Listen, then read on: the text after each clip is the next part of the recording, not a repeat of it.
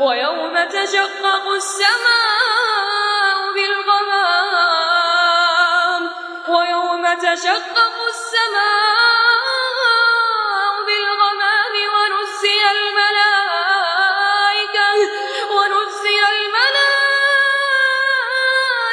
تنزيلا الملك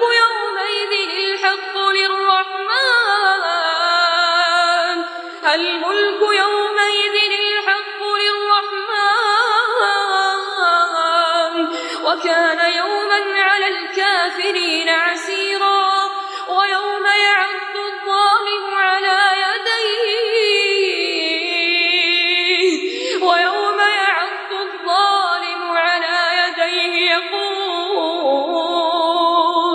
يقول يا ليتني اتخذت مع الرسول سبيلا يا